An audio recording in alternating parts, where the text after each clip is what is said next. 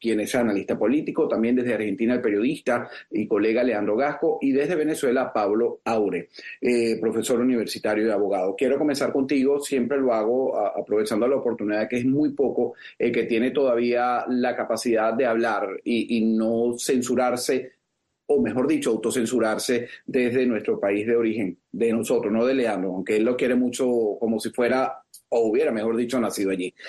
Pablo, hemos visto a una María Corina Machado candidata, aunque ella le está levantando la mano al que escogió el régimen, a Edmundo González, pero con un fervor de un pueblo que quiere salir de la actual situación. Pero vemos un régimen decidido a seguir impidiendo que haya elecciones libres y transparentes.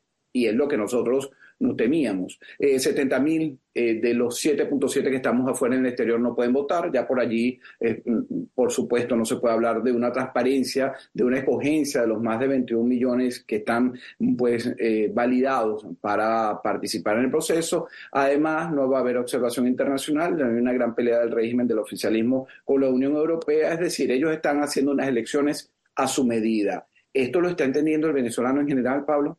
No sé si en general lo está entendiendo, ¿no? Lo cierto es que el caso es que el venezolano está al tanto de frente a quién estamos. Está entendiendo de que enfrentarse a estas personas que están en el gobierno no es una tarea sencilla. Tan es así que, bueno, hemos durado 25 años o más con esta gente y no hemos podido salir de ello. Sí hay un fervor en la calle, hay una idea, hay una ilusión. Lo que a mí me preocupa es que esa ilusión pueda transformarse de un momento a otro en una desilusión, un desencanto y en un luto o en un duelo que pueda generar. Por eso hay que tener mucho cuidado con las palabras que se utilicen durante esta campaña electoral, porque es una campaña electoral que hay que motivar a la gente a participar, hay que motivar a la gente a brindarle apoyo a quienes se ofrezcan de testigos, asegurar los testigos, brindarle la logística y bueno, que los testigos se sientan acompañados, porque eso es yo sé lo que ha venido ocurriendo. Hay mesas electorales, por ejemplo, que no se saben dónde están ubicados. Hay centros de votación que son misteriosos. Por ejemplo, hay un centro de votación en la cárcel de Tocuyito, por ahí puedes sacarlo, ¿no?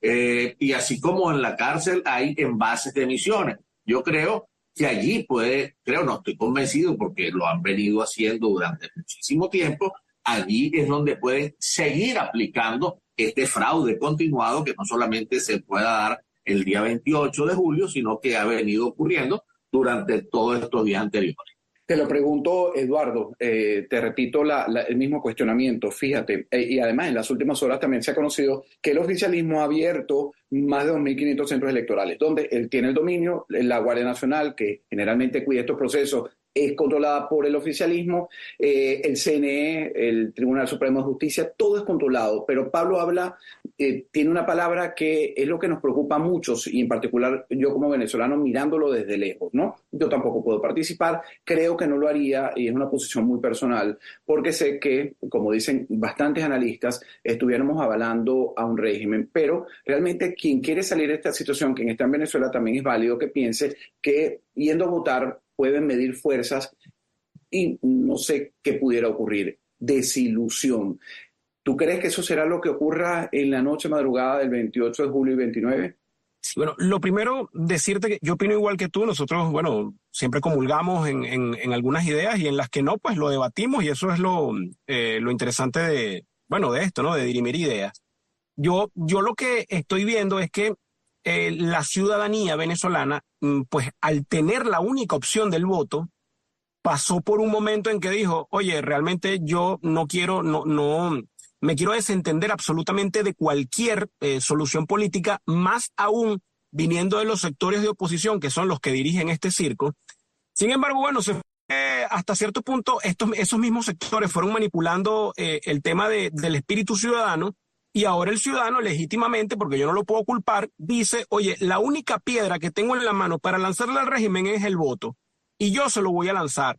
Yo, Eduardo Figueroa, de acuerdo, digamos que a los antecedentes, a los números, al método, pues a la lógica, yo estoy convencido de que aquí va a ocurrir una desilusión. ¿Y en qué han concluido en los últimos 10 años los procesos electorales en mayor migración, en mayor persecución y en mayor peligro para la poca disidencia que va quedando. Definitivamente, yo creo que se viene un movimiento que además es esperado. Hace poco entrevistaban a Carlos Berzaín, que es un politólogo, además, bueno, muy activo allá en la Florida. Él es boliviano, pero muy actualizado con la realidad, la realidad política de Venezuela. Y él decía, mira, van a un juego de fútbol donde el estadio es del régimen, el 80% del equipo contrario es del régimen, el referee es del régimen, el balón es del régimen. Y entonces, esto lo incluyo yo, hay una cuota de responsabilidad importante de ese 20% del equipo contrario que dice cómo yo me presto para jugar un partido con todo, sabiendo que todo está amañado, sabiendo que el régimen no va a ir a unas elecciones con el 0.01% de perderlas. El régimen de Maduro no iría a elecciones.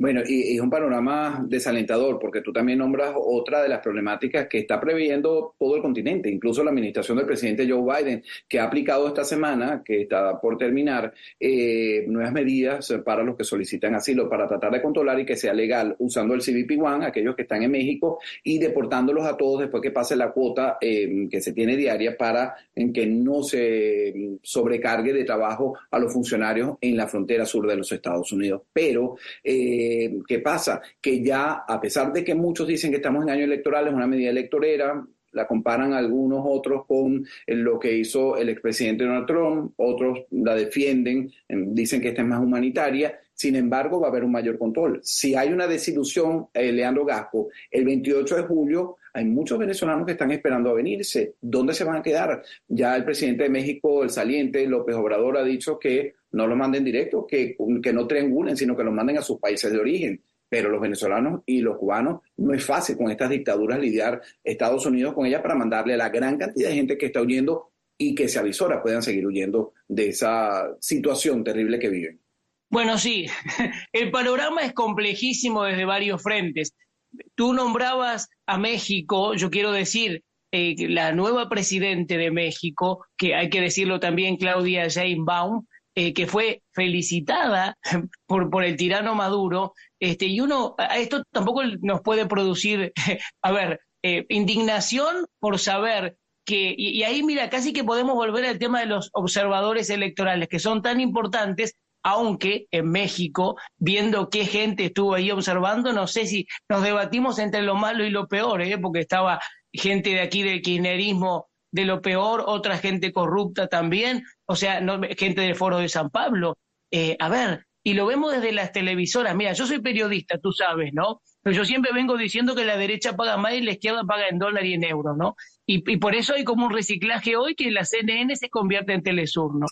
Y fíjate a Gestoso y a Montero, algunos compatriotas de Argentina. Pero bueno, que van a México y levantan el Foro de San Pablo y les ha servido para esta cuestión de elecciones también de manipular. Pero lo que yo quiero decir, México llega alguien que tiene una presidenta que tiene padres que han sido parte del Partido Comunista de México, que estuvieron en la izquierda revolucionaria, en los círculos de la izquierda revolucionaria de México. Entonces, ahí vemos esos enlaces. Y cuidado con este tipo de proyecciones, ahora que un alto funcionario de Venezuela, de la tiranía, se reúne con los chinos, y ¿qué le puede quedar? Y nada, le puede quedar que China termine tomando todo, ¿no? Lo poco que queda. Pero no, yo lo que quiero decir en cuanto a las elecciones próximas, varias cuestiones. Desde la plataforma unitaria se dice que para que las cosas vayan bien tiene que haber alta participación. Tiene que haber los observadores electorales con presencia. y el cuidado de los lugares de votación. Las tres cosas no van a funcionar. Si esos son los ejes para que la cosa vaya bien, Brasil, que supuestamente Lula se habla con el tirano Maduro, no va a mandar observadores. La Unión Europea no va a mandar observadores. Bueno, no le van a permitir enviar observadores.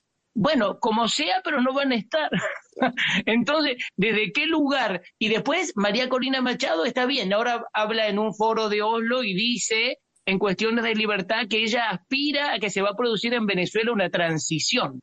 Pues yo no sé, de vuelta te digo, no sé si estamos entre lo malo y lo peor y si la transición va a ser más de lo mismo, porque no hay posibilidades concretas, por lo menos haciendo un análisis desde las certezas que posibilitarían un verdadero cambio, ¿no? Si lo tienen todo tomado, si no hay una posibilidad concreta de una fiscalización, a ver qué es lo que se va a producir y cuáles son las características actuales del régimen. Me parece que la transición real sería que vayan todos presos, los actuales funcionarios, ¿no?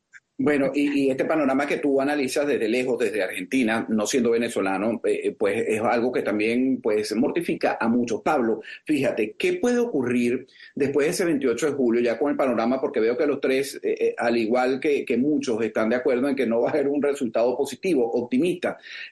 Pero analicemos un tema de la transición. El oficialismo tiene todo controlado. Lo ha hecho trampa en 2018, ya esto lo hemos dicho en muchas oportunidades, reconocido incluso por Estados Unidos, que llama dictador a partir de esa fecha a Nicolás Maduro por robarse esas elecciones, reconocido también por el ente automatizador Smartmatic, que se robaron más de 1 millón de votos. Nada ha cambiado para que algo diferente pueda ocurrir el 28 de julio. ¿Pero qué cambiará? Si llegara a producirse ese cambio, el mundo le levanta la mano a María Corina Machado, que eso es bizarro, inentendible en cualquier país, pero bueno, estamos hablando de una narcotiranía y así están ocurriendo las cosas. Pero con ese control que tienes de cada oficina pública, de cada espacio, de cada universidad en la que tú trabajas, por cierto, aunque ya creo que te jubilaste, pero sigues activo, pues queriendo a tu alma mater en Carabobo, con la Fuerza Armada Nacional que ha estado del lado de Chávez y de Maduro, de Diosdado Cabello, que es parte de lo que denominan el cártel de los soles. ¿Cómo desarmar ese control que tienen, no solo en el alto gobierno, sino en todas las bases y en todo el país? Mira, yo estoy metido en esta conversación y es una conversación que es como que si tuviéramos, es necesaria darla y transmitirla, y por eso lo estás haciendo. No tenemos otra vía distinta a organizarnos en este momento, sino esta campaña electoral.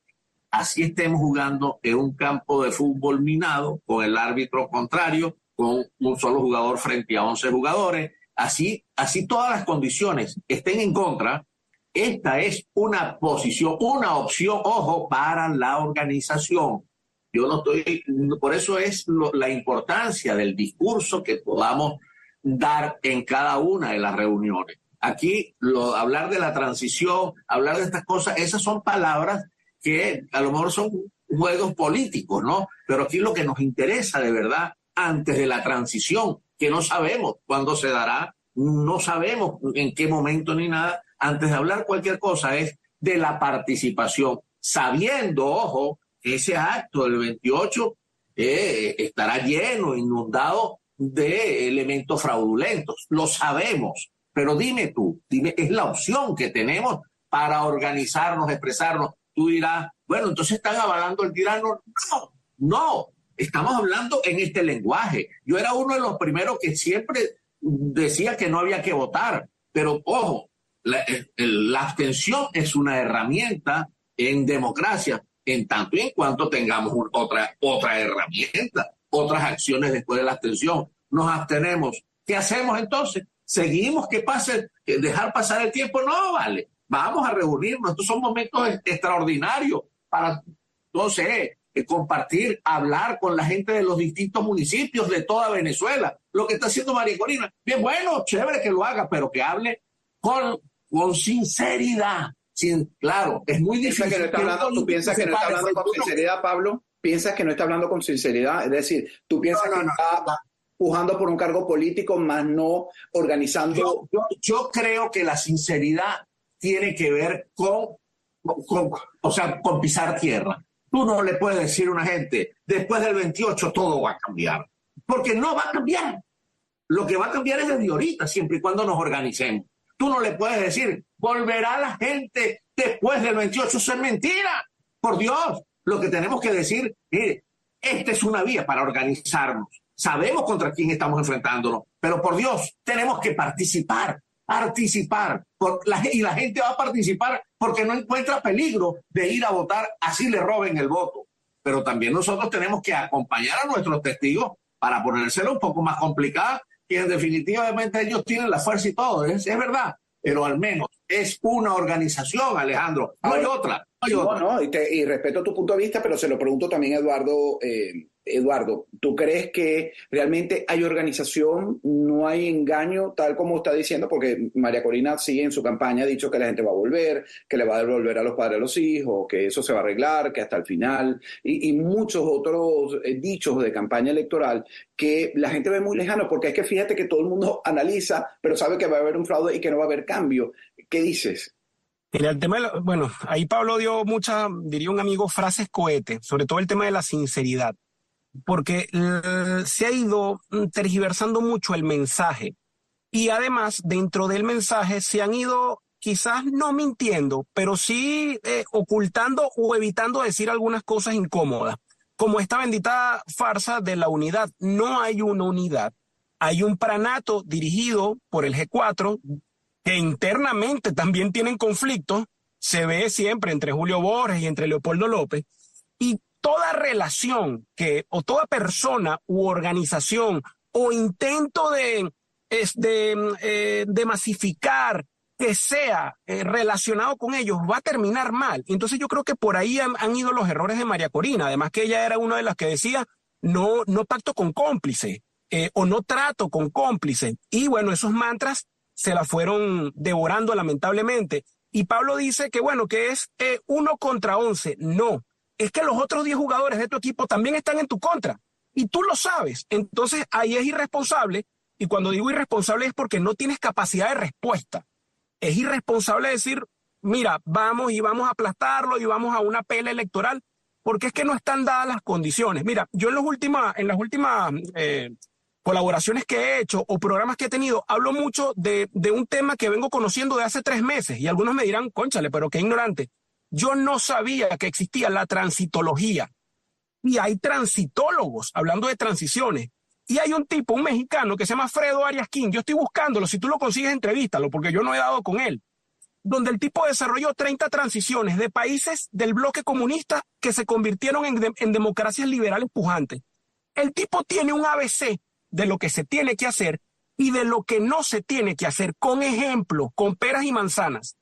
Bueno, en el ABC de lo que no se tiene que hacer, es como que la oposición venezolana lo agarró, vamos a guiarnos por aquí, vamos a hacer todo lo que no se tiene que hacer, que no es accidental. Algo tan estropeado no puede ser accidental. Entonces tenemos una oposición que vive de ser oposición y eso hay que señalarlo. Y quizás en esta última o en esta recta final, donde todo se enfocó, donde todo el potencial creativo y ciudadano se enfocó en unas elecciones, tuvo que señalarse directamente y decir, mira, aquí realmente no vamos a unas elecciones y con esta gente no vamos a lograr nada, porque es un campo minado. Entonces vamos a dirigir el potencial creativo a otro experimento, a otra creación que nos lleve quizás a lo más cercano que tuvimos a una solución que fue el 2019, donde toda esa solución se la pusieron por la cabeza, se la gastaron en whisky, en prostitutas en Cúcuta y en reggaetón. Esa es la verdad. Y eso que está diciendo, estas últimas 3 frases que ha dicho Eduardo Figueroa, analista político, expreso político, tiene que ver con el gobierno interino de Juan Guaidó, que está viviendo aquí en el sur de la Florida y que además ha sido descalificado por el régimen y también por una gran mayoría de la oposición, precisamente por eso. Leandro, fíjate, ¿hay sinceridad en lo que has visto tú de la campaña María Corina Machado? Yo sé que tú sigues y contrastas en tus redes sociales, también en tu canal de YouTube, lo que decía María Corina Machado, que no iba a hacer, lo está haciendo, lo que no quería porque era parte de lo que nos llevó a esta situación, lo está haciendo. Como decía el propio Eduardo, pareciera que, y cito sus palabras, que el manual de estos transitólogos, de lo que no se debe hacer para lograr una transición del comunismo a una democracia, aunque sea imperfecta, pues lo está haciendo la oposición. ¿Ese es tu análisis también? Bueno, sí, a ver, varias cuestiones. La política sabemos que es tremendamente sucia y bueno, y hay intereses siempre de por medio. Cuando se avanza en un proyecto político y se va perdiendo ciertas cuestiones de la esencia, sabemos que la amoralidad va carcomiendo a muchos de los políticos. Ahora, si a esto se suma que las posibilidades concretas de la institucionalidad no son posibles por las características del gobierno tirano y porque no va a haber de vuelta posibilidades de observadores. Ahora, entiendo yo en este diálogo cuando me dicen, bueno, y yo te recalco lo de entre lo malo y lo peor. Entonces me dice, bueno, tenemos esto que es malísimo y esto que es peor. ¿Y qué hacemos en el medio? Porque estamos buscando una luz en medio de toda la oscuridad. Entonces yo eso también lo entiendo. Y por supuesto cuando uno se plantea, bueno, pero tuvimos el caso de Guaidó, y bueno, pero inmediatamente cuando algo empieza a posicionarse, pues entonces la inteligencia, pues entonces la corrupción, sí, eso también es cierto, ¿no? Y en el medio los ciudadanos. Hoy hay una reunión entre el Papa Francisco, que yo como católico lo digo, se ha comunizado, ya viene de hace tiempo, desgraciadamente. Entonces, él dice que está en plegaria permanente por Venezuela. Yo digo, bueno, para mí la plegaria permanente como católico va en conexión directa con Dios, con nuestro Señor al que yo le creo. Después ya hay otros dignatarios que ya no, desgraciadamente, ¿no? Porque la plegaria hoy no alcanza a nivel seres humanos que no están comprometidos, cuando a mí me indigna ver a venezolanos con los que yo me hablo también, que a lo mejor tienen una situación ya desde la humanidad de desnutrición, y no son los bebés, hay gente grande, uno ve los brazos y parece Zafra, parece África. Entonces, este tipo de cosas sí generan indignación. Lo mismo que me genera indignación el ver la situación en Venezuela y en Cuba de los presos políticos y de la falta. A ver, el agua está contaminada, que no hay posibilidades de vivir bien. Incluso la gente que trabaja, porque ganan 130 dólares y necesitan 1.300 como para una familia. Entonces, ¿cuál es la situación? Y lo mismo, la situación de luz. A ver, a mí me decían esta mañana, en Cuba mismo va a llegar, no sé, estamos a las puertas de un nuevo estallido social porque no hay agua. La luz la cortan 12 horas. En Venezuela se hermanan para mal con Cuba, pero en vez de hacer el corte continuo, cortamos 6 horas, te damos una, cortamos otras 6, te damos. No se puede vivir así.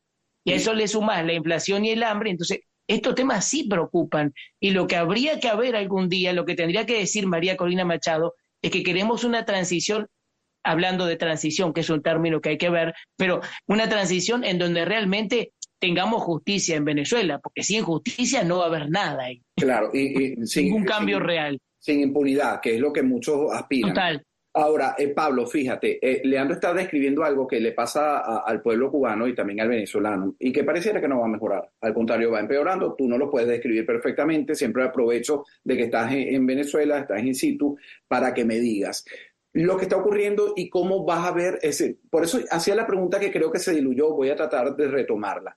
¿Cómo, Pablo, crees tú que si llega María Corina a ser la presidenta, que haya una transición, imaginémoslo, soñemos que es un país democrático y hay un cambio, que esta gente pues accede bajo presiones de la sanción, etcétera? Es María Corina. Pero todas las instituciones, es decir, todos los que han trabajado, todos los que la controlan, lo que se han dedicado a robarse el erario público venezolano. Por eso no hay obra, no hay participación, no hay mejora. Creo que a nadie le interesa que haya electricidad, no hay. Tú, este cuarto donde yo estoy grabando, si tú no lo pintas una vez al año, al menos 2 veces o una, se te deteriora. Si tú no lo barres, hay telarañas y se va. Bueno, fíjate la fotografía de Venezuela y de Cuba, se va empobreciendo tristemente, el hambre dentro de los hogares, la miseria.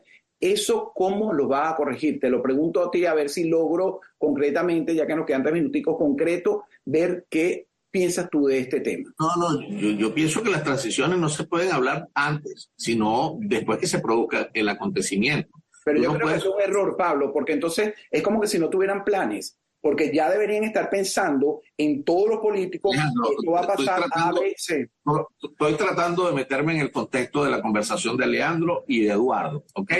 Lo que pasa es que mientras personalicemos una campaña electoral, bien sea el Mundo, bien sea María Corina, ahí estamos equivocados, porque seguimos dándole el matiz del mesianismo, y aquí no va a haber mesianismo, aquí no hay un mesías que va a solucionarnos los problemas. Esto es un problema larguísimo y no es de nueva data, esto es viejo. Cuando Eduardo hablaba del pranato del G4, bueno, probablemente tienen muchísima responsabilidad previa, pero en este momento quiero hablar, fíjate tú lo que voy a decir, o sea, no es que me estoy contrariando, pero es que lo he vivido en la Constitución y en la promoción de testigos. Porque me queda 1 minuto y medio, quiero terminar con Eduardo. Te pido que lo concretes, por favor, rapidito. No, bueno, lo que te quiero decir es que aquí hace falta la gente de los partidos políticos para que cuiden los votos, punto. Pues no hay nadie que tenga más experiencia, más experticia en esas cosas que los militantes que han estado siempre. Y en la escogencia de los testigos, en este momento va a ser con un sistema aleatorio que no